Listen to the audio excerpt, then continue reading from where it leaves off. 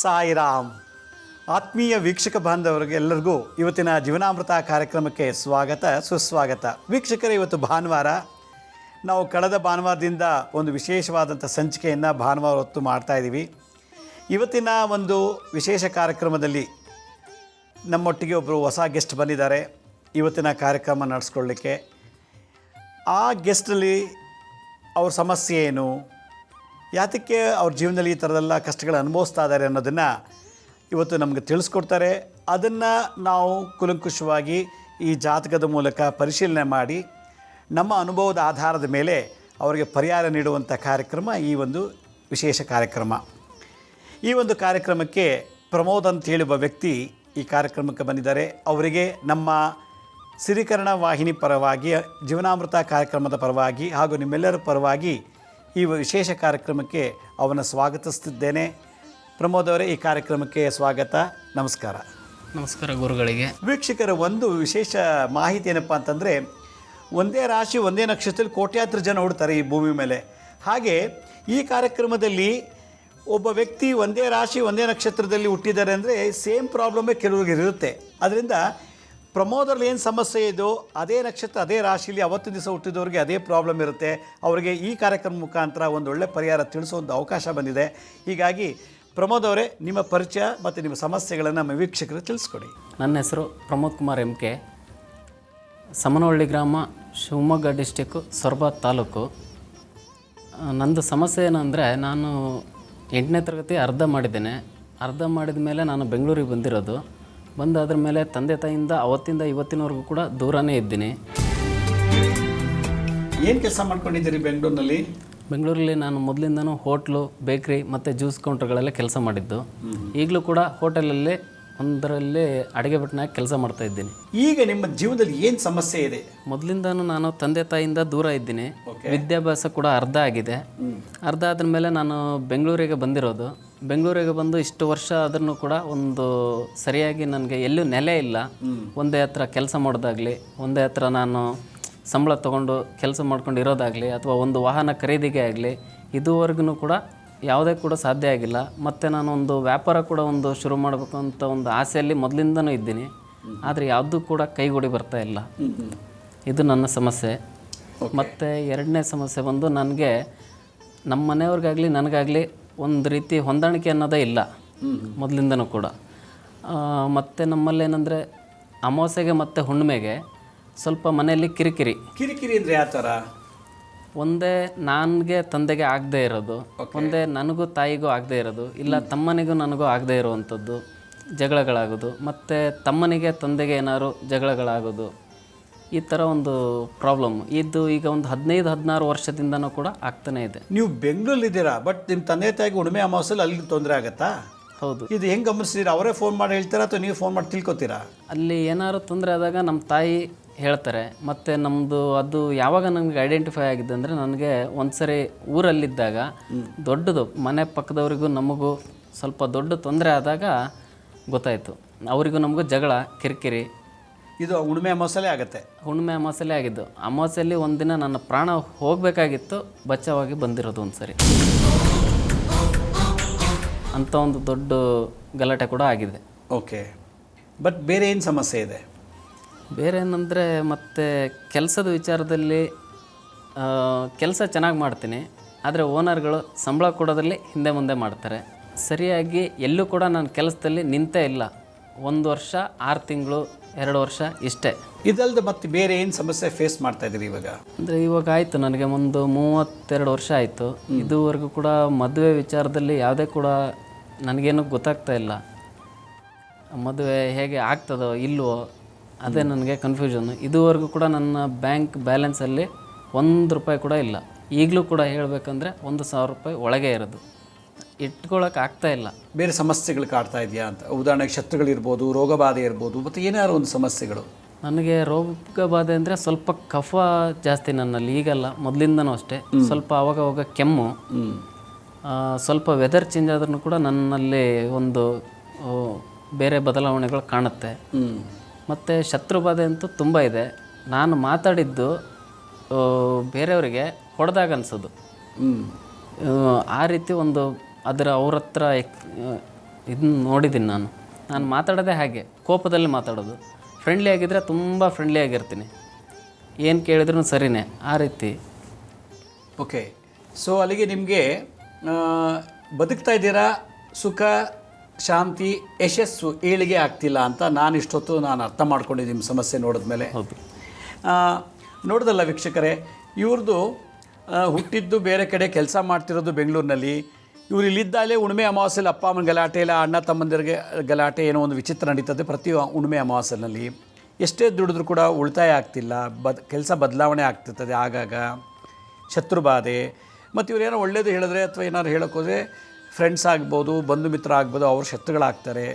ಇದೆಲ್ಲ ಇವ್ರ ಜೀವನದಲ್ಲಿ ಈಗ ಅನುಭವಿಸ್ತಾ ಇರೋಂಥದ್ದು. ಬದುಕಿದ್ದಾರೆ, ಆದರೆ ಇದೆಲ್ಲ ಬಾಧೆಗಳು ಅವನ್ನ ಪೀಡಿಸ್ತಾ ಇದೆ. ಪ್ರಮೋದ್ ಅವರೇ, ನಿಮ್ಮ ಪ್ರಾಬ್ಲಮ್ಸು ನೀವು ಹೇಳ್ಕೊಂಡಿದ್ದೀರಾ, ಇದು ನಿಜವೋ ಸುಳ್ಳು ಅನ್ನೋದನ್ನು ನಾನು ಪರೀಕ್ಷೆ ಮಾಡಬೇಕು ಅಂತಂದರೆ, ಮತ್ತು ಈ ಪ್ರಾಬ್ಲಮ್ ಯಾಕೆ ನಿಮಗೆ ಈ ಥರ ಅನುಭವಿಸ್ತಾ ಇದ್ದೀರಾ ಅನ್ನೋದಕ್ಕೆ ಅದು ಮೂಲ ರೂಟ್ ಕಾಸು, ಮೂಲ ಏನು ದೋಷ ಇದೆ ಅನ್ನೋದನ್ನು ನಾನು ತಿಳ್ಕೊಳ್ಬೇಕು ಅಂತಂದರೆ ನಿಮ್ಮ ಹತ್ರ ಜಾತಕ ಇದೆಯಾ? ಹಾಂ, ತಂದಿದ್ದೀನಿ ಗುರು. ಕೊಡಿ, ಜಾತಕ ಕೊಡಿ, ನೋಡೋಣ ಏನಿದೆ ಅಂತೇಳಿ.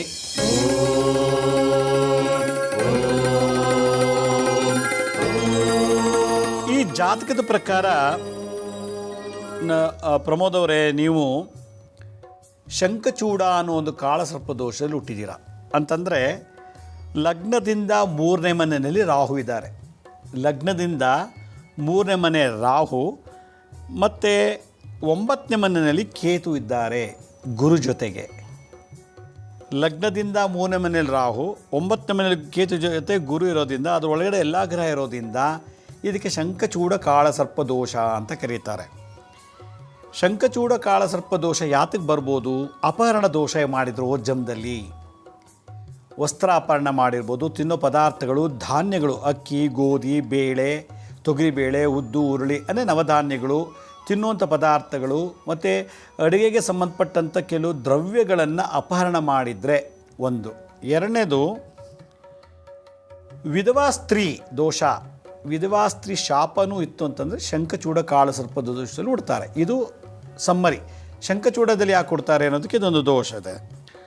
ಒಂದು, ವಿಷಚೂರ್ಣಾದಿ ಪ್ರಯೋಗಗಳನ್ನು ಮಾಡಿದರೆ, ಊಟದಲ್ಲಿ ಮದ್ದು ಹಾಕೋದು ಅಥವಾ ಏನೋ ಔಷಧಿ ಕೊಟ್ಟು ಅವ್ರಿಗೆ ಆರೋಗ್ಯ ಕೆಡಿಸೋದು, ಈ ಥರ ದೋಷಗಳೇನಾದ್ರು ನಾವು ಮಾಡಿದರೆ ಈ ಜನ್ಮದಲ್ಲಿ ಶಂಖಚೂಡ ಕಾಳಸರ್ಪದಲ್ಲಿ ಉಡುವಂಥ ದೋಷ ಇರ್ತದೆ. ಇವರು ಹುಟ್ಟಿರೋದು ಅನುರಾಧ ನಕ್ಷತ್ರ 2ನೇ ಪಾದದಲ್ಲಿ ಹುಟ್ಟಿದ್ದಾರೆ. ಯಾರು ಧಾನ್ಯ ಅಪಹರಣ, ಅಡುಗೆಗೆ ಸಂಬಂಧಪಟ್ಟಂಥ ಪಾತ್ರಗಳ ಅಪಹರಣ, ಲೋಹಗಳು, ಕಬ್ಬಿಣದ ಪಾತ್ರೆ, ಅದು ಸ್ಟೀಲು, ಹಿತ್ತಾಳೆ, ಪಂಚಲೋಹ, ಈ ಥರ ದೋಷಗಳು ಏನಾದ್ರು ಅಪಹರಣ ಮಾಡಿದರೆ ಅವರಿಗೆ ಪಾಕದ್ರವ್ಯಗಳು, ಪಾಕಪಾತ್ರಗಳ ಸಾಧನಗಳು, ಪಾಕ ಸಾಧನಗಳಂದ್ರೇನು? ಅಡುಗೆ ಮಾಡುವಂಥ ಸಾಮಾನುಗಳನ್ನು ಕದ್ದಿದ್ರೆ, ಪಾಕದ್ರವ್ಯಗಳು ಅಕ್ಕಿ, ರಾಗಿ, ಗೋಧಿ, ಬೆಲ್ಲ, ಈ ಥರ ಅಡುಗೆಗೆ ಸಂಬಂಧಪಟ್ಟಂಥ ಪದಾರ್ಥಗಳನ್ನು ಕದ್ದಿದ್ರೆ, ಕದ್ದು ಮಾರಿದರೆ, ಕದ್ದು ತಿಂದಿದ್ರೆ ಆ ಥರ ದೋಷದಲ್ಲಿ ಶಂಖಚೂಡ ಕಾಳಸರ್ಪ ದೋಷದಲ್ಲಿ ಉಡ್ತಾರೆ ಜನರಲ್ಲಾಗಿ. ಅವ್ರು ಯಾವ ನಕ್ಷತ್ರ 2ನೇ ಪಾದ ಅನುರಾಧ ನಕ್ಷತ್ರದಲ್ಲಿ ಹುಟ್ಟುಬಿಡ್ತಾರೆ ಈ ಥರ ದೋಷ ಮಾಡಿರು. ಈ ಥರ ಕೋಟ್ಯಾಂತರ ಜನ ಇದ್ದಾರೆ ಜಗತ್ತಿನಲ್ಲಿ. ಆದ್ದರಿಂದ ಇವರಿಗೆ ಅನುರಾಧ ನಕ್ಷತ್ರ 2ನೇ ಪಾದದಲ್ಲಿ ಹುಟ್ಟಿರೋದ್ರಿಂದ ಇದಕ್ಕೆ ಅನುರಾಧ ನಕ್ಷತ್ರಕ್ಕೆ ಅಧಿಪತಿ ಯಾರು? ಶನಿಗ್ರಹ. ಇವರು ಈ ಜನ್ಮದಲ್ಲಿ ಅನುರಾಧ ನಕ್ಷತ್ರಕ್ಕೆ ಬಾಸ್, ಒಡೆಯ ಶನಿ. ಶನಿನ ಚೆನ್ನಾಗಿ ಪೂಜೆ ಮಾಡಬೇಕು. ಒಂದು, ಶನಿ ನಪುಂಸಕ ಗ್ರಹ. ನಪುಂಸಕ ಗ್ರಹ ಅಂತಂತಂದರೆ ಅತಿ ಕಾಮುಕ ಅಥವಾ ಅತಿ ಕಾಮುಕ ಇಲ್ಲದೇ ಇರ್ಬೋದು, ಆಯಾ ಒಂದು ದಶಾಭುಕ್ತಿ ನಡೆಯುವಾಗ ನಡೀತದೆ. ಮತ್ತು ಲಗ್ನದಿಂದ ಶನಿ 2ನೇ ಮನೆಯಲ್ಲಿ ಬಂದ ದೇಶಾಂತರ ವಾಸಿ ಆಗ್ತಾರೆ. ದೇಶನ ಊರು ಬಿಟ್ಟು ಬರ್ತಾರೆ, ವಲಸೆ ಹೋಗ್ತಾರೆ. ಕಣ್ಣಿಗೆ ಸಂಬಂಧಪಟ್ಟಂಥ ದೋಷ, ತುಂಬ ವ್ಯಸನಿ, ಡಿಪ್ರೆಷನ್ ಆಗ್ತಾರೆ. ಎಷ್ಟೇ ದುಡಿದ್ರು ನನಗೆ ಹಣ ಸಿಗ್ತಿಲ್ಲ, ಎಷ್ಟೇ ಒಳ್ಳೆತನ ಇದ್ರು ನನಗೆ ಒಳ್ಳೆ ಬೆಲೆ ಇಲ್ಲ, ಗೌರವ ಇಲ್ಲ ಅಂಥೇಳಿ. 3ನೇ ಮನೆಯಲ್ಲಿ ರಾಹು ಇರೋದ್ರಿಂದ ಪೀಡೆ, ತಂದೆಗೆ ಪೀಡೆ, ತಮ್ಮನಿಗೆ ಪೀಡೆ, ತಾಯಿಗೆ ಪೀಡೆ. ಇವ್ರು ಹುಟ್ಟಿರೋದ್ರಿಂದ ಇವ್ರಿಗೇನಂತೆ ತಮ್ಮನಿಗೂ ತಂದೆ ತಾಯಿಗೂ ಇವರಿಂದ ತಂದೆ ತಾಯಿಗಳಿಗೆ ಕಲಹ ಪ್ರಾಪ್ತಿ ಆಗ್ತದೆ. ಭಾತೃಪ್ರೀಡ ರಾಹು 3ನೇ ಮನೆಯಲ್ಲಿ. 7ನೇ ಮನೆ 9ನೇ ಮನೆಯಲ್ಲಿ ಕೇತು ಮತ್ತು ಗುರು ಇರೋದ್ರಿಂದ ಗುರುವಿಗೆ ತುಂಬ ತೊಂದರೆ ಮಾಡಿರ್ತಾರೆ ಜನ್ಮದಲ್ಲಿ. ಅಂದರೆ ಗುರುವಿಗೆ ದೃಷ್ಟಿಸಿ ನೋಡಿರ್ಬೋದು, ಬೈದಿರ್ಬೋದು, ಗುರುಗಳಿಗೆ ಉಗ್ದಿರ್ಬೋದು, ಅವ್ರ ಬಗ್ಗೆ ಕೆಟ್ಟದಾಗ ಅಪಪ್ರಚಾರ ಮಾಡಿರ್ಬೋದು, ಬೈದಿರ್ಬೋದು, ಗುರುಗಳ ಹತ್ರ ಯಾವುದಾದ್ರು ಒಂದು ವಸ್ತು ಕದ್ದಿರ್ಬೋದು, ಗುರುಗಳ ಮುಂದೆ ಒಂಥರ ಹಿಂದೊಂಥರ ಮಾತಾಡಿರ್ಬೋದು. ಹೀಗಾಗಿ ಕೇತು ಜೊತೆ ಗುರು ಇರೋದ್ರಿಂದ ಶಂಖಚೂಡ ಇರೋದ್ರಿಂದ ಇವರಿಗೆ ವಿದ್ಯೆ, ಉದ್ಯೋಗ ಪರ್ಮನೆಂಟ್ ಇರೋದಿಲ್ಲ. ಅತಿ ಓದಂಗಿಲ್ಲ, ಅತಿ ಹೆಚ್ಚಿಗೆ ಓದೋ ಹಾಗಿಲ್ಲ, ಒಳ್ಳೆ ಉದ್ಯೋಗ, ಶಾಶ್ವತವಾದ ಪರ್ಮನೆಂಟ್ ಜಾಬ್ ಸಿಗೋದಿಲ್ಲ. ಅದರಿಂದ ಯಾಕೆಂದರೆ 3ನೇ ಮನೆಯಲ್ಲಿ ರಾಹು, 9ನೇ ಮನೆಯಲ್ಲಿ ಕೇತು ಗುರು ಜೊತೆ ಇರೋದ್ರಿಂದ. ಇದೆಲ್ಲ ನೋಡಿದಾಗ ಇವರಿಗೆ ಭಾಳಷ್ಟು ಜನ ಇವರು ಮೋಸ ಮಾಡ್ತಾರೆ, ಇನ್ನೊಬ್ಬರು ಇವರು ಮೋಸ ಮಾಡ್ತಾರೆ. ವಂಚನೆ, ಹೊಟ್ಟೆ ಕಿಚ್ಚು ರೋಗದಿಂದ ಬಳೋದು ಹೊಟ್ಟೆಗೆ ಸಂಬಂಧಪಟ್ಟಂಥ ರೋಗದ ಇವರಿಗೆ ಪ್ರಾರಂಭ ಆಗುತ್ತೆ. ಹೊಟ್ಟೆಗೆ ಸಂಬಂಧಪಟ್ಟಂಥ ಕಾಯಿಲೆಗಳಲ್ಲಿ ಈ ಜನ್ಮ ಪೂರ್ತಿ ಕಳೀತಾರೆ. ಇವರಿಗೆ ನಮ್ಮ ಪ್ರಕಾರ, ಈ ಜಾತಕದ ಪ್ರಕಾರ ನೋಡಿದಾಗ 85 ವರ್ಷ ಆಯುಸ್ಸಿರ್ತದೆ ಈ ಥರದವ್ರಿಗೆಲ್ಲ. ಅನುರಾಧ ನಕ್ಷತ್ರ 2ನೇ ಪಾದದಲ್ಲಿ ಈ ಥರ ಶಂಖಚೂಡ ದೋಷದಲ್ಲಿದ್ದಾಗ 85 ವರ್ಷ, ಮಧ್ಯದಲ್ಲಿ 85 ವರ್ಷ ಬಾಳಬೇಕು ಅನ್ನೋ ಮಧ್ಯೆ ಹಲವಾರು ಕಂಟಕಗಳು ಬರ್ತದೆ. ಅದು ಆಕ್ಸಿಡೆಂಟ್ ಇರ್ಬೋದು, ರೋಗ ಬಾಧೆಯಿಂದ ಅಡ್ಮಿಟ್ ಆಗಿ ಸೀರಿಯಸ್ ಆಗಿ ಬದುಕ್ತಾನೋ ಬದುಕಲ್ವೋ ಅನ್ಬೋದು.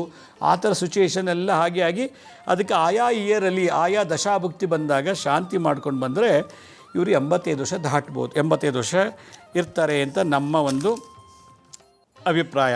ನಮ್ಮ ಪ್ರಕಾರ ಇವರು ಎಳ್ಳು, ಔಡ್ಲು, ಗೋಧಿ, ಅರಳೆ ಇದಕ್ಕೆ ಸಂಬಂಧಪಟ್ಟಂಥ ವ್ಯಾಪಾರ ಮಾಡಿದ್ರು ಭಾಳ ಉತ್ತಮವಾಗಿ ಉದ್ಧಾರ ಆಗಿಬಿಡ್ತಾರೆ, ಯಶಸ್ವಿ ಆಗ್ತಾರೆ.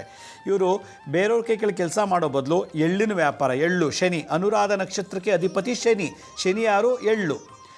ಔಡ್ಲೆಣ್ಣೆ, ತಲೆಗೆ ಹಾಕೋ ಎಣ್ಣೆ. ಗೋಧಿ ಸೂರ್ಯಗ್ರಹ. ಅರಳೆಕಾಯಿ, ಅರಳೆ ಮತ್ತು ಈ ಥರದ್ದೆಲ್ಲ ಬಿಸ್ನೆಸ್ ಮಾಡಿದ್ರೆ ತುಂಬ ಉತ್ತಮ. ಇದು ಮಾಡೋಕ್ಕಾಗಿಲ್ಲ ಅಂದರೆ ಅನುರಾಧ ನಕ್ಷತ್ರ 2ನೇ ಪಾದದಲ್ಲಿ ಹುಟ್ಟಿರೋದ್ರಿಂದ ಇವರಿಗೆ ಬೆಲ್ಲ ಮತ್ತು ಉಪ್ಪು ವ್ಯಾಪಾರ ಮಾಡೋದು ಕೂಡ ಚೆನ್ನಾಗಿರ್ತದೆ. ಅಡುಗೆ ಪಾತ್ರೆಗಳು, ಧಾನ್ಯಗಳನ್ನು ಕದ್ದಿರೋದ್ರಿಂದ, ಅಡುಗೆ ಪಾತ್ರೆಗಳನ್ನು ಮಾರಾಟ ಮಾಡಿರೋದು, ಕದ್ದು ಮಾಡಿರೋದ್ರಿಂದ ಈ ಜನ್ಮದಲ್ಲಿ ಬೇಕ್ರಿ, ಜ್ಯೂಸು, ಅಡುಗೆ, ನಳಪಾಕಕ್ಕೆ ಸಂಬಂಧಪಟ್ಟಂಥ ವೃತ್ತಿಲಿ ಇವರು ಕೆಲಸ ಮಾಡ್ತಿದ್ದಾರೆ. ಹುಟ್ಟಿರೋದೇ ಬ್ರಾಹ್ಮಣ ವರ್ಣ, ಆದರೆ ಮಾಡೋದೆಲ್ಲ ಬೇರೆ ಕೆಲಸ. ಅಗ್ನಿತತ್ವ ರಾಶಿಯಿದೆ. ಅದರಿಂದ ಅನುರಾಧ ನಕ್ಷತ್ರ 2ನೇ ಪಾದ ಕನ್ಯಾಂಶವಾಗಿರೋದ್ರಿಂದ ಬುಧ ಅಧಿಪತಿಯಾಗಿದ್ದಾರೆ. ಅದಕ್ಕೆ ಇವರು ತುಂಬ ಕ್ರಿಮಿನಲ್ ಮೈಂಡ್ ಇರ್ತದೆ. ಇವ್ರಿಗೂ ಇಂಥವರೇ ಫ್ರೆಂಡ್ ಆಗ್ತಾರೆ. ನಾನು ಕುಡುಕನೇ ಫ್ರೆಂಡ್ ಆಗ್ತಾನೆ, ಕೊಲೆ ಮಾಡೋನೇ ನನಗೆ ಕೊಲೆಗಾರನೇ ಫ್ರೆಂಡ್ ಆಗ್ತಾನೆ, ಅಂಥವರೇ ನನ್ನ ಮೇಲೆ ಎದುರು ಬೀಳ್ತಾರೆ, ನಾನು ಅಂಥವ್ರ ಮೇಲೆ ಎದುರು ಬೀಳ್ತೀನಿ. ಹೀಗಾಗಿ ಎರಡೂ ಈ ಥರ ದೋಷ ಇರೋ ಜೊತೆಲೇ ಹೋಗಿ ಇವ್ರಿಗೆ ಸುಖ, ಶಾಂತಿ ಮತ್ತು ನೆಮ್ಮದಿ ಕೂಡ ಇವೆಲ್ಲ ಆಚಾರ ವಿಚಾರಗಳ ಬಗ್ಗೆ ಅಷ್ಟು ಆಸಕ್ತಿ ಇರೋದಿಲ್ಲ. ಪೂಜೆ ಮಾಡಬೇಕು ಅಂತಾರೆ ಜಿಗುಪ್ಸೆ, ಏನು ಪೂಜೆ ಮಾಡೋದು, ಏನು ಉದ್ಧಾರ, ಪೂಜೆ ಮಾಡೋದು ಬಿಟ್ಬಿಡ್ತಾರೆ. ಮತ್ತೆ ಪೂಜೆ ಮಾಡ್ತೀನಿ ಅಂತಾರೆ, ದೇವಸ್ಥಾನಕ್ಕೆ ಹೋಗ್ತೀನಿ ಅಂತಾರೆ, ಏನೋ ಮಾಡಬೇಕು. ಒಂದು ಸಲ ಮನಸ್ಸು ಚೆನ್ನಾಗಿರುತ್ತೆ, ಒಂದು ಸಲ ಗೊಂದಲದಲ್ಲಿರುತ್ತೆ. ಹೀಗಾಗಿ ಇವರಿಗೆ ಆದರೆ ಯಾರಿಗೂ ಹಿಂಸೆ ಕೊಡಬಾರ್ದು ಅಂತ ಅನ್ನಿಸ್ತಾರೆ. ಅದು ಹಿಂಸೆ ಕೊಡೋ ಸಿಚುವೇಶನ್ ಸೃಷ್ಟಿ ಆಗಿಬಿಡುತ್ತೆ. ಯಾಕೆಂದರೆ ಶನಿ. ಇದು ಶಂಖಚೂಡ ಕಾಳ ಸ್ವಲ್ಪ ಇದಕ್ಕಿದ್ದಾಗೆ ಗಲಾಟೆ ಶುರು ಮಾಡೋದು, ಕೋರ್ಟು, ಜೈಲು, ಪೊಲೀಸ್ ಸ್ಟೇಷನ್ನು, ಮಾನ ಮರ್ಯಾದೆ ಇದೆಲ್ಲ ತುಂಬ ಧಕ್ಕೆ ಕೊಡ್ತಾನೆ ಶನಿ. ಯಾಕೆ? ಅನುರಾಧ ನಕ್ಷತ್ರಕ್ಕೆ ಶನಿ. ಆದ್ದರಿಂದ ಈ ಜಾತಕದಲ್ಲಿರುವಂಥವರು ಭಾಳ ತೊಂದರೆಗಳನ್ನು, ಅನುರಾಧ ನಕ್ಷತ್ರ 2ನೇ ಪಾದ ಕನ್ಯಾಂಶ ಇರೋದ್ರಿಂದ ಬುಧ ಅಧಿಪತಿ ಆಗಿರ್ತಾನೆ. ಆದರೂ ಕೂಡ ಬುದ್ಧಿ ಇದೆ, ಓದಿಲ್ಲ, ಭಾಳ ಬುದ್ಧಿ ಇದೆ, ಚುರುಕಿದೆ, ಮತ್ತು ಭಾಳ ಟೆಕ್ನಿಕಲ್ಲಾಗಿ ಭಾಷೆ ಮತ್ತು ಆಚಾರ ವಿಚಾರ ಇದ್ರೂ ಕೂಡ, ಯಾಕೆ ಬುಧ ಇರೋದ್ರಿಂದ, ಕನ್ಯಾಂಶ ಬುಧ ಇರೋದ್ರಿಂದ. ಲಗ್ನದಲ್ಲಿ ರವಿ ಕೂತ್ಬಿಟ್ಟಿದ್ದಾರೆ. ಮಾತಾಪಿತೃಗಳಲ್ಲಿ ವಿರೋಧ. ರವಿ ತಂದೆ, ಅದೇ ಲಗ್ನ ಅದೇ ರಾಶಿ, ಲಗ್ನದಲ್ಲೇ ಚಂದ್ರ ಇರೋದ್ರಿಂದ, ಲಗ್ನನೇ ರವಿ ಇರೋದ್ರಿಂದ ಅಪ್ಪ ಮಗನಿಗಾಗಲ್ಲ, ಅಮ್ಮ ಮಗನಿಗೆ. ಚಂದ್ರ ತಾಯಿ, ಸೂರ್ಯ ತಂದೆ. ಅದರಿಂದಾಗಿ ತಂದೆ ತಾಯಿ ಜೊತೆ ವಿರೋಧ, ತಂದೆ ತಾಯಿ ಅಭಿವೃದ್ಧಿ ಇಲ್ಲ. ಊರವ್ರಿಗೆಲ್ಲ ಒಳ್ಳೇದು ಮಾಡ್ತಾರೆ, ಅಪ್ಪ ಅಮ್ಮಂಗೆ ಒಳ್ಳೇದು ಮಾಡಲ್ಲ. ಮತ್ತು ಅದೇ ಲಗ್ನದಲ್ಲಿ ಚಂದ್ರ ಇರೋದ್ರಿಂದ ತುಂಬ ಕೋಪ ಬಂದ್ಬಿಡುತ್ತೆ. ತುಂಬ ಕ್ರೂರತನ, ಕಿಚ್ಚು, ದ್ವೇಷ, ಏನಾರು ಮಾಡಿ ಸಾಯಿಸ್ಬೇಕು, ಏನಾಗಬೇಕು, ಒದ್ದಬೇಕು, ಬುದ್ಧಿ ಕಲಿಸ್ಬೇಕು, ಈ ಥರದ ಭಾವನೆ ಲಗ್ನದಲ್ಲೇ ಚಂದ್ರ ಇರೋದ್ರಿಂದ. ಅದರಿಂದ ಇಷ್ಟಪಡೋಂಥ ಸಿಗೋದಿಲ್ಲ, ಇಷ್ಟಪಟ್ಟಿದ್ದ ಕೆಲಸ ಸಿಗೋಲ್ಲ, ಇಷ್ಟೋ ಜೊತೆ ಇರೋಕ್ಕಾಗೋದ್ರಿಂದ ಪೇಚಾಟ ಜಾಸ್ತಿ, ನಿಂದನೆ ಗುರಿ ಆಗ್ತಾರೆ. ಆಮೇಲೆ ದುಶ್ಚಟಗಳಿಗೂ ಕೂಡ ಭಾಗಿಯಾಗುವಂಥ ಒಂದು ಅಂಶ ಇದೆ. ಲಗ್ನದಲ್ಲಿ 9ನೇ ಮನೆಯಲ್ಲಿ ಕೇತು ಗುರು ಇರೋದ್ರಿಂದ ಪಿತೃಗಂಡಾಂತರ ದೋಷ ಇದೆ, ಮತ್ತು ಪಶು ಪಕ್ಷಿಗಳಿಂದ ತೊಂದರೆ ಇದೆ. 7ನೇ ಮನೆಯಲ್ಲಿ ಕುಜ ಇರೋದ್ರಿಂದ ಅನೇಕ ಶತ್ರು ಮತ್ತು ಕಳತ್ರ ಅಂದರೆ 2-3 ಸಲ ಮದುವೆ ಆಗೋ ಯೋಗ ಇದೆ. 7ನೇ ಮನೆಯಲ್ಲಿ ಕುಜ ಇರೋದ್ರಿಂದ ಇವರಿಗೆ ಶತ್ರುಗಳು ಜಾಸ್ತಿ ಆಗ್ತಾರೆ. ಲಗ್ನದಿಂದ 7ನೇ ಮನೆಯಲ್ಲಿ ಕುಜ, ಕಳತ್ರ ಪೀಡೆ ಅಂದರೆ ಹಲವಾರು ಸರಿ ಮದುವೆ ಆಗ್ಬೋದು, ಆಗದೇ ಇರ್ಬೋದು. ಈ ಥರದ ದೋಷಗಳೆಲ್ಲ ಈ ಜಾತಕದಲ್ಲಿ ಇರೋದ್ರಿಂದ ಇದಕ್ಕೆ ಸರಿಯಾದ ರೀತಿಯಲ್ಲಿ ಇದು ಅನುರಾಧ ನಕ್ಷತ್ರ 2ನೇ ಪಾದ ಯಾರು ಹುಟ್ಟಿರೋ ಅದು ಇದ್ದಿದ್ದೇ ಇರುತ್ತೆ. ಇದು ಇವರೊಬ್ಬರಿಗೆ ಅಂತಲ್ಲ. ಅದರಿಂದ ಅನುರಾಧ ನಕ್ಷತ್ರ 2ನೇ ಪಾದದಲ್ಲಿ ಯಾರು ಹುಟ್ಟಿದಾರೋ ಅವ್ರಿಗೆ ಇದೊಂದು ಒಳ್ಳೆ ಒಂದು ಎಪಿಸೋಡು. ನಮ್ಮಲ್ಲೂ ಈ ಥರ ದೋಷ ಇದೆ, ಆಗ ನಾವು ಹೇಗೆ ಕರೆಕ್ಟ್ ಮಾಡ್ಕೋಬೇಕು, ಹಾಗೆ ಇದಕ್ಕೆ ಏನು ಪರಿಹಾರ, ಇದು ಪರಿಹಾರ ಮಾಡೋದು ಏನೆಲ್ಲ ನಮಗೆ ಒಳ್ಳೆಯದಾಗತ್ತೆ, ನಾವು ಯಾವ ರೀತಿ ಇನ್ನು ಮುಂದೆ ಒಳ್ಳೆಯ ಸುಖ ಪಡಬೇಕು.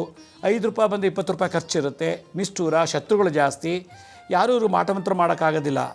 ಆದರೂ ಕೂಡ ಮಾಟಮಂತ್ರಕ್ಕಿಂತ ಜೋರು ನಡೆಯುತ್ತೆ ಈ ಜಾತಿ. ಏಕೆಂದರೆ ಇದು ಶನಿ, ಅನುರಾಧ ನಕ್ಷತ್ರ ಅಧಿಪತಿ ಶನಿ ಆಗಿರೋದ್ರಿಂದ, ಶಂಖಚೂಡ ಕಾಳಸರ್ಪ ದೋಷದಿಂದ. ಹಾಗೆ ಇದಕ್ಕೆ ಪರಿಹಾರ ಮಾಡೋದ್ರಿಂದ ಇವರು ಇನ್ನೂ ಉನ್ನತವಾದಂಥ ಮಟ್ಟಕ್ಕೆ ಹೋಗ್ತಾರೆ.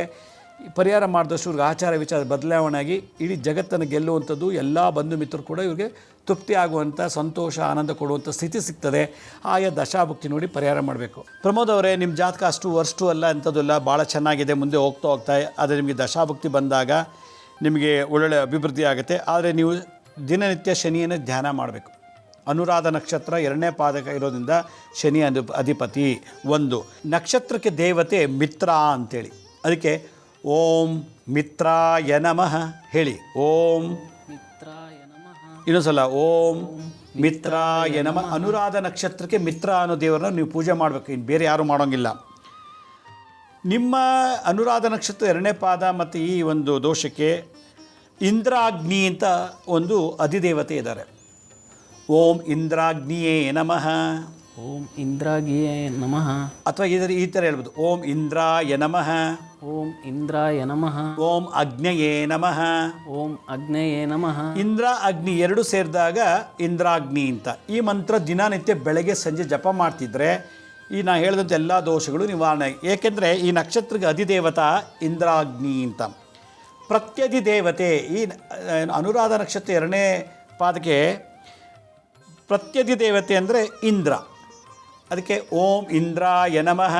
ಓಂ ಇಂದ್ರಾಯ ನಮಃ. ಓಂ ಇಂದ್ರಾಯ ನಮಃ. ಓಂ ಇಂದ್ರಾಯ ನಮಃ. ಓಂ ಇಂದ್ರಾಯ ನಮಃ. ಓಂ ಇಂದ್ರಾಯ ನಮಃ. ಮೊದಲು ಓಂ ಮಿತ್ರಾಯ ನಮಃ. ಓಂ ಮಿತ್ರಾಯ ನಮಃ. ಓಂ ಇಂದ್ರಾಗ್ನಿಯೇ ನಮಃ. ಓಂ ಇಂದ್ರಾಗ್ನಿಯೇ ನಮಃ. ಓಂ ಇಂದ್ರಾಯ ನಮಃ. ಓಂ ಇಂದ್ರಾಯ ನಮಃ. ಓಂ ಶಂ ಶನೇಶ್ಚರಾಯ ನಮಃ. ಓಂ ಶಂ ಶನೈಶ್ಚರಾಯ ನಮಃ. ಶನೇಶ್ಚರ ಯಾರು? ಈ ನಕ್ಷತ್ರಕ್ಕೆ ಅಧಿಪತಿ, ಈ ನಕ್ಷತ್ರ ಬಾಸ್ ಅವರು, ಗೊತ್ತಾಯ್ತಾ? ಆಮೇಲೆ ಗೌರಿ ಪೂಜೆ ಮಾಡಬೇಕು. ನಮ್ಮ ಪ್ರಕಾರ ನೀವೇನು ಮಾಡಬೇಕು? ಗೌರಿ ಪೂಜೆ ಯಾವ ಥರ ಗೌರಿ ಪೂಜೆ ಮಾಡಬೇಕಂದ್ರೆ, ಮೇಷರಾಶಿಗೆ ರವಿ ಬಂದಾಗ ನಿಮ್ಮ ಜಾತಕದಲ್ಲಿ ನೋಡಬೇಕು. ಅವಾಗ ಮೇಷರಾಶಿ ಯಾವಾಗ ಬರ್ತಾರೋ ಆವಾಗ ಶುಕ್ಲ ಪಕ್ಷ ಶುಕ್ರವಾರ, ಶುಕ್ಲ ಪಕ್ಷ ಅಂದರೆ ಹುಣ್ಣಿಮೆ ಬರುವಂಥ ಸಮಯದಲ್ಲಿ ಶುಕ್ರವಾರ ದಿವಸ ಗೌರಿ ಪೂಜೆ ಮಾಡಬೇಕು. ಈ ಥರ ಮಾಡಿದಾಗ ನಿಮ್ಗೆ ಭಾಳ ಬಲ ಬರುತ್ತದೆ. 2 ತೊಗರಿ ಬೇಳೆನ ನೀವು ದಾನ ಮಾಡಬೇಕು. ಕೈಲಿ 1 kg ತೊಗರಿಬೇಳೆ ಇಟ್ಕೊಂಡು ಪ್ರತಿ ಮಂಗಳವಾರ ತೊಗರಿಬೇಳೆ ಹೆಚ್ಚಿಗೆ ತಿನ್ನಬೇಕು. ತೊಗರಿಬೇಳೆನ ಹೆಚ್ಚೆಚ್ಚಿಗೆ ದಾನ ಮಾಡಬೇಕು. ನೀವು 1 kg ತೊಗರಿಬೇಳೆ ಕೈಲಿ ಇಟ್ಕೊಂಡು ಹೇಳಿ, ಓಂ ಶರವಣ ಭವಾಯ ನಮಃ. ಓಂ ಶರವಣ ಭವಾಯ ನಮಃ. ಓಂ ಸ್ಕಂದಾಯ ನಮಃ. ಓಂ ಸ್ಕಂದಾಯ ನಮಃ. ಓಂ ಶರವಣ ಭವಾಯ ನಮಃ. ಓಂ ಶರವಣ ಭವಾಯ ನಮಃ. ಓಂ ಸ್ಕಂದಾಯ ನಮಃ. ಓಂ ಸ್ಕಂದಾಯ ನಮಃ. ಶರವಣ ಭವ ಸ್ಕಂದ ಇದು ಮುರುಗನ ಹೆಸರು, ಸುಬ್ರಹ್ಮಣ್ಯನ ಹೆಸರು. ವೃಶ್ಚಿಕ ಲಗ್ನದಲ್ಲಿ ಹುಟ್ಟಿದ್ದೀರಾ, ಅದರಿಂದ ಇದು ಮಂತ್ರ ದಿನ ಜಪ ಮಾಡಬೇಕು. ಇಂದ್ರಾಗ್ನಿ ಮಿತ್ರ ಶನಿ ಮತ್ತು ಓಂ ಶರವಣ ಭವಾಯ ನಮಃ, ಓಂ ಸ್ಕಂದಾಯ ನಮಃ ಅಂಥೇಳಿ ಇದು ಜಪವನ್ನು ಮಾಡ್ತಾ ಇರಬೇಕು. ಅಡುಗೆ ಉಪಯೋಗಿಸೋಂಥ ಪಾತ್ರೆಗಳನ್ನು ನೀವು ದಾನ ಮಾಡಬೇಕು. ವರ್ಷಕ್ಕೊಂದ್ಸಲ ನಿಮ್ಮ ಹುಟ್ಟುಹಬ್ಬದ ದಿವಸ, ನಿಮ್ಮ ಹುಟ್ಟುಹಬ್ಬದ ದಿವಸ ಯಾವ್ದಾದ್ರು ಒಂದು ಸೌಟು ಅಥವಾ ಒಂದು ಸಣ್ಣದೊಂದು ಪಾತ್ರೆ ಬಡವರಿಗೆ, ಶೆಡ್ಡಲ್ಲಿ ಫುಟ್ಪಾತಲ್ಲಿ ವಾಸ ಮಾಡೋರಿಗೆ ಪೂರ್ವಜನ್ಮದಲ್ಲಿ ಅಡುಗೆ ಮಾಡುವಂಥ ಪಾಕ ಸಾಮಗ್ರಿಗಳು ಮತ್ತು ಪಾಕದ್ರವ್ಯಗಳನ್ನು ಕದ್ದಿರೋದ್ರಿಂದ, ಅಪಹರಣ ಮಾಡಿರೋದ್ರಿಂದ ಈ ದೋಷಕ್ಕೆ ನೀವೇನು ಮಾಡಬೇಕು? ಪ್ರತಿ ವರ್ಷ ಹುಟ್ಟಿದಬ್ಬ ದಿವಸ ನಿಮ್ಮ ಅನುರಾಧ ನಕ್ಷತ್ರ ಯಾವಾಗ ಬರುತ್ತೋ ಆ ದಿವಸ ಅನುರಾಧ ನಕ್ಷತ್ರ ದಿನ ಒಂದು ಸಣ್ಣದು ಅಡುಗೆಗೆ ಉಪಯೋಗಿಸುವಂಥ ಪಾತ್ರೆಗಳನ್ನು ಯಥಾಶಕ್ತಿ ಬಡವರಿಗೆ, ಗುಡಿಸಲಲ್ಲಿ ಫುಟ್ಪಾತಲ್ಲಿ ವಾಸ ಮಾಡೋರಿಗೆ ದಾನ ಮಾಡ್ತಾ ಇದ್ದಷ್ಟು ನಿಮಗೆ ಏಳಿಗೆ ಆಗುತ್ತೆ.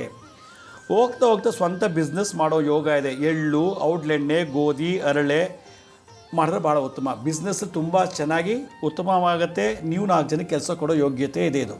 ಇದು ಯಾವಾಗ ಪ್ರಾರಂಭ ಆಗುತ್ತೆ? ಮುಂದಿನ ಒಂದು ಯುಗಾದಿ ಕಳೆದ ನಂತರ ಯೋಗ ಇದೆ. ಇದೆಲ್ಲಕ್ಕಿಂತ ಹೆಚ್ಚಾಗಿ ನಿಮಗೆ ಹೊಸಪೇಟೆ ಹತ್ರ, ಹೊಸಪೇಟೆ, ಬಳ್ಳಾರಿಯಿಂದ ಹೊಸಪೇಟೆಯಿಂದ ಸಂಡೂರು ಅಂತಿದೆ. ಆ ಸಂಡೂರಲ್ಲಿ ಸುಬ್ರಹ್ಮಣ್ಯ ಸ್ವಾಮಿ ಯೌವನಾವಸ್ಥೆಯಲ್ಲಿದ್ದಾನೆ. ಪಳನಿಲಿ ಬಾಲ್ಯಾವಸ್ಥೆ, ಸಂಡೂರಲ್ಲಿ ಯೌವನಾವಸ್ಥೆ, ಕುಕ್ಕೆ ಸುಬ್ರಹ್ಮಣ್ಯ ಗೃಹಸ್ಥಾವಸ್ಥೆ. ಇಲ್ಲಿ ಸುಬ್ರಹ್ಮಣ್ಯ ಒಂದು 5 ಅಡಿನಲ್ಲಿ ನಿಂತಿದ್ದಾನೆ. ಭಾಳ ವಿಶೇಷವಾದಂಥ ಸ್ಕಂದ ಕುಮಾರ ಅಂತ ಕರೀತಾರೆ. ನೀವು ಆ ದೇವರಿಗೆ ಅಭಿಷೇಕ ಮಾಡಿಸೋದು, ಅಲ್ಲೋಗಿ ಅರ್ಚನೆ ಮಾಡೋದು, ಆಗಾಗ ಆ ಸಂಡೂರಲ್ಲಿ ಬೆಟ್ಟದ ಮೇಲಿರುವಂಥ ಮುರುಗನಿಗೆ, ಶರವಣ ಭವನಿಗೆ, ಸ್ಕಂದನಿಗೆ ಪೂಜೆ ಪುರಸ್ಕಾರ ಮಾಡೋದ್ರಿಂದ ನಿಮಗೆಲ್ಲ ದೋಷ ನಿವಾರಣೆ ಆಗುತ್ತೆ. ಶನಿ ದುಶ್ಚಟಕ್ಕೆ ಕಾರಕ. ಶನಿ ಕುಡಿಯೋದು, ಸೇದೋದು, ಕಾರ್ಡ್ಸ್ ಆಡೋದು, ಡ್ರಗ್ಸ್ ತಗೊಳ್ಳೋದು, ಹಲವಾರು ದುಶ್ಚಟಗಳಿಗೆ ಪ್ರೇರೇಪಣೆ ಮಾಡ್ತೇನೆ ಏಜ್ ಆಗ್ತಿದ್ದಾಗೆ. ಅದನ್ನು ತಡಿಬೇಕು ಅಂದರೆ ಸಂಡೂರಲ್ಲಿ ಸುಬ್ರಹ್ಮಣ್ಯ ಸ್ವಾಮಿಗೆ ಪೂಜೆ, ಆರಾಧನೆ, ಜಪ ಮಾಡಬೇಕು. ಓಂ ಸ್ಕಂದಾಯ ನಮಃ, ಓಂ ಶರವಣ ಭವಾಯ ನಮಃ ಅಂತ ಹೇಳಿ ಅವನ ಮುಂದೆನೇ ಸಂಡೂರಿಗೆ ಹೋಗಿ ಆ ಸುಬ್ರಹ್ಮಣ್ಯ ಮುಂದೆನೇ ಕೂತ್ಕೊಂಡು ಒಂದು ಅರ್ಧ ಗಂಟೆ ಜಪ ತಪ ಮಾಡಿ ಬರ್ತಾ ಇರಬೇಕು. ಸಾಯೋವರೆಗೂ, ಬದುಕಿರೋವರೆಗೂ ಸುಬ್ರಹ್ಮಣ್ಯನ ಬಿಟ್ಟು ಬೇರೆ ಯಾರೂ ಪೂಜೆ ಮಾಡೋಂಗಿಲ್ಲ. ಸುಬ್ರಹ್ಮಣ್ಯನ ಚೆನ್ನಾಗಿ ಪೂಜೆ ಮಾಡಬೇಕು. ನಿರಂತರ ಸುಬ್ರಹ್ಮಣ್ಯನ ಸೇವೆ ಆಗ್ತಿರಬೇಕು. ವರ್ಷಕ್ಕೊಂದು ಸಲ ಅನಾಥ ವೃದ್ಧರಿಗೆಲ್ಲ ಪಾತ್ರೆಗಳನ್ನು, ಎಳ್ಳನ್ನು ದಾನ ಮಾಡಬೇಕು. ತೊಗರಿಬೇಳೆ ದಾನ ಮಾಡಬೇಕು. ಇದು ಮಾಡ್ತಾ ಬಂದರೆ ನಿಮಗೆ ಬಹುಶಃ ನಿಮ್ಮ ಲೈಫಲ್ಲೇ ಒಂದು ದೊಡ್ಡ ತಿರುವು ಸಿಗುತ್ತೆ. ಇಷ್ಟು ದಿವಸ ಏನು 32 ವರ್ಷದಲ್ಲಿ ಏನು ಕಷ್ಟಪಟ್ಟಿದ್ದೀರೋ ಅದೆಲ್ಲ ಬದಲಾವಣೆ ಆಗಿ ಭಾಳ ವಿಶೇಷವಾದಂಥ ಜೀವನಕ್ಕೆ ಪ್ರವೇಶ ಮಾಡಿಸ್ತಾನೆ. ಅನುರಾಧ ನಕ್ಷತ್ರ 2ನೇ ಪಾದದಲ್ಲಿ ಇದು ಇಷ್ಟು ನಡೆಯುತ್ತೆ ಈ ಜನ್ಮದಲ್ಲಿ. ಅದರಿಂದ ನೀವು ಈ ಒಂದು ಪರಿಹಾರ ನೀವು ಮಾಡ್ಕೊಂಡಿದ್ದೆ ಆದರೆ ಮುಂದೆ ಎಲ್ಲ ಥರ ಸುಖ ಸಿಗುತ್ತೆ. ಈ ಕಾರ್ಯಕ್ರಮಕ್ಕೆ ಬಂದು ನಮ್ಮೊಟ್ಟಿಗೆ ಈ ಕಾರ್ಯಕ್ರಮ ಯಶಸ್ವಿ ನಡೆಸ್ಕೊಟ್ಟಿದ್ದಕ್ಕೆ ನಮ್ಮ ಸಿರಿಕರ್ಣ ವಾಹಿನಿ ಪರವಾಗಿ, ಜೀವನಾಮೃತ ಕಾರ್ಯಕ್ರಮದ ಪರವಾಗಿ, ವೀಕ್ಷಕರ ಪರವಾಗಿ ನಿಮಗೆ ಅನಂತ ಧನ್ಯವಾದಗಳು. ನನ್ನ ಜಾತಕ ನೋಡಿ ಹೇಳೋದಂತ ನಿಮಗೂ ತುಂಬ ಧನ್ಯವಾದಗಳು ಗುರು. ವೀಕ್ಷಕರೇ, ಒಂದು ಅನೌನ್ಸ್ಮೆಂಟು. ಇದೇ ತಿಂಗಳು 7ನೇ ತಾರೀಕು ದತ್ತಾತ್ರೇಯರು ಹುಟ್ಟಿದ ದಿವಸ. ದತ್ತ ಜಯಂತಿಯನ್ನು ನಮ್ಮ ಬಳ್ಳಾರಿ ಶಿರ್ಡಿ ಸಾಯಿ ಭಿಕ್ಷಾ ಕೇಂದ್ರ ಶಾಖೆ ವತಿಯಿಂದ ಆಚರಣೆ ಮಾಡ್ತಾಯಿದ್ದೀವಿ. ಇದು ಬೆಳಗ್ಗೆ 6 ಗಂಟೆಯಿಂದ ಮಧ್ಯಾಹ್ನ 2 ಗಂಟೆ ತನಕ ಅಗ್ನಿಹೋತ್ರ ಮುಖಾಂತರ ಪ್ರಾರಂಭ ಮಾಡಿ, ಕಳಶದಲ್ಲಿ ದತ್ತಾತ್ರೇಯರು ಮತ್ತು ನರಸಿಂಹಸ್ವಾಮಿಯನ್ನು ಆಹ್ವಾನ ಮಾಡಿ 21 ವೆರೈಟಿ ಅಭಿಷೇಕ, 1008 ಮಂತ್ರದಿಂದ ಅರ್ಚನೆ ಮತ್ತು ಬೀಜಾಕ್ಷರ ಮಂತ್ರ, ಮಾಲಮಂತ್ರದಿಂದ, ಗಾಯತ್ರಿ ಮಂತ್ರದಿಂದ ದತ್ತಾತ್ರೇಯರು ಮತ್ತು ನರಸಿಂಹ ಹೋಮ ಮಾಡ್ತಾಯಿದ್ದೀವಿ. ಅದಾದಮೇಲೆ ಬಂದಂಥ ಭಕ್ತರಿಗೆಲ್ಲರೂ ಕೂಡ ಮಧುಕರಿ ಅಂದರೆ ದತ್ತ ಭಿಕ್ಷೆ ನೀಡ್ತಾ ಇದ್ದೀವಿ. ಆ ಭಿಕ್ಷೆ ಪಡೆದಂಥವ್ರಿಗೆ ಮದುವೆ ಆಗಿಲ್ಲ, ಮಕ್ಕಳಿಲ್ಲ, ಏನೆಲ್ಲ ಸಮಸ್ಯೆ ಇದೋ ಅದು ಹುಣ್ಣಿಮೆ ದಿವಸ ದತ್ತನ ಹೆಸರು ಹೇಳಿ, ನರಸಿಂಹರ ಹೆಸರು ಹೇಳಿ ನಮ್ಮಿಂದ ಭಿಕ್ಷೆ ಪಡೆದಿದೆ ಆದರೆ ಎಲ್ಲ ಪ್ರಾಬ್ಲಮ್ ಸಾಲ್ವ್ ಆಗುತ್ತೆ ಅಂತೇಳಿ ಈ ನಾಥ ಪರಂಪರೆಯಲ್ಲಿ ಈ ಕಾರ್ಯಕ್ರಮವನ್ನು ಮಾಡ್ತಾಯಿದ್ದೀವಿ. ಮಧ್ಯಾಹ್ನ 2 ಗಂಟೆ ತನಕ ದತ್ತ ಜಯಂತಿ ಆದರೆ 4 ಗಂಟೆ ಮೇಲೆ ಗುರು ಸಂವಾದ ಕಾರ್ಯಕ್ರಮ ಇದೆ. ನೀವು ನನ್ನ ನೇರವಾಗಿ ಭೇಟಿ ಮಾಡಿ ನಿಮ್ಮ ಎಲ್ಲ ಸಮಸ್ಯೆಗಳನ್ನು ನಮ್ಮ ಮುಂದೆ ಹೇಳ್ಕೊಂಡು ಸ್ಥಳದಲ್ಲಿ ಪರಿಹಾರ ಪಡೆಯುವಂಥ ಒಂದು ಕಾರ್ಯಕ್ರಮ ಗುರು ಸಂವಾದ ಅಂಥೇಳಿ. ಈ ಕಾರ್ಯಕ್ರಮ ಬಳ್ಳಾರಿನಲ್ಲಿ KSRTC ಬಸ್ ನಿಲ್ದಾಣದ ಆಪೋಸಿಟಲ್ಲಿ ಬಾಲಾಂಜನೇಯ ದೇವಸ್ಥಾನ ಇದೆ. ಬಳ್ಳಾರಿ ಬಸ್ ಸ್ಟ್ಯಾಂಡ್ ಆಪೋಸಿಟಲ್ಲೇ ಬಾಲಾಂಜನೇಯ ದೇವಸ್ಥಾನ, ಅಲ್ಲಿ ಸಕ್ಕರೆ ಕರೆವಡೆಪ್ಪ ಹಾಸ್ಟೆಲ್ ಅಥವಾ ಸ್ಕೂಲ್ ಅಂತಿದೆ. ಅಲ್ಲಿ ಕಾರ್ಯಕ್ರಮ ಬೆಳಗ್ಗೆ 6 ಗಂಟೆಯಿಂದ ಸಂಜೆ 6 ಗಂಟೆ ತನಕ ನಡೀತಾ ಇದೆ. ಈ ಕಾರ್ಯಕ್ರಮಕ್ಕೆ ಉಚಿತ ಕಾರ್ಯಕ್ರಮ, ಯಾರು ಬೇಕಾದ್ರೂ ಭಾಗವಹಿಸ್ಬೋದು. ಯಾರಿಗೆ ಗುರು ಶಾಪ, ಗುರು ನಿಂದನೆ, ಗುರು ದೋಷ, ಗುರು ಚಂಡಾಳ ದೋಷ, ರಾಹು ಚಂಡಾಳ ದೋಷ ಇದೆಯೋ ಅಂಥವರೆಲ್ಲ ಈ ಕಾರ್ಯಕ್ರಮದಲ್ಲಿ ಭಾಗವಹಿಸಿ ಗುರು ಹುಟ್ಟಿದ ದಿನ, ದತ್ತಾತ್ರೇಯ ಹುಟ್ಟಿದ ದಿವಸ ಅವತ್ತು ಅವ್ರ ಹೆಸರಲ್ಲಿ ಭಿಕ್ಷೆ ಬೇಡಿ ಪ್ರಸಾದ ತೊಗೊಂಡಿದ್ದೆ ಆದರೆ ಜಾತಕದಲ್ಲಿ ಗುರು ಉಚ್ಚನಾಗ್ತಾನೆ ಅಂತ ದತ್ತ ಸಂಹಿತೆಯಲ್ಲಿ ಹೇಳ್ತಾರೆ.